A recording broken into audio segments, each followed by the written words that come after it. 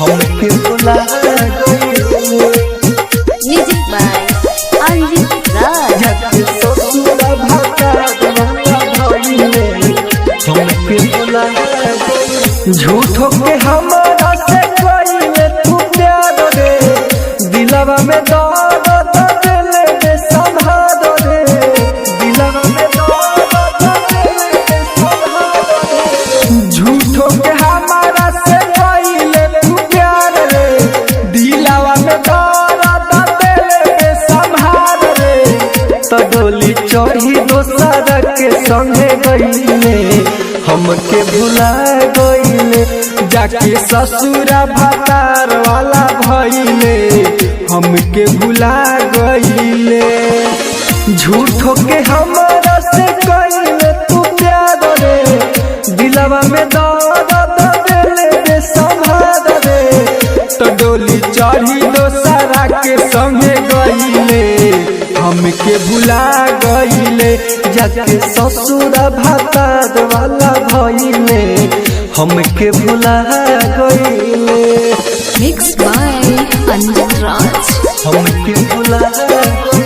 Music by Anjit राज। जाके ससुरा भातार वाला भइले हमके भुला गइले। पहिले तू कहले साथी तोहर से कर, साथ नहीं छोड़ब भले जियब चाहे मरब, साथ नहीं छोड़ब भले जियब चाहे मरब।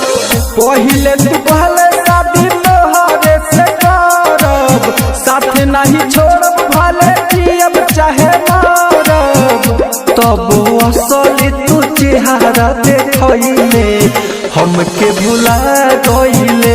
जाके ससुरा भातार वाला भइले हमके भुला गइले। मिक्स बाय अंजित राज। हमके भुला गइले। म्यूजिक बाय अंजित राज। जाके ससुरा भातार वाला भइले हमके भुला गइले। अनजित राजा के जिंदगी में आके दिलवा तू तूर देले दिलों में समा के, दिलवा तू तूर देले दिलों में समा के। अनजित राजा के जिंदगी में आके दिलवा तू तूर देले दिलों में समा के। मधु मेहरा के बदनाम कके गइले हमके भुला गइले।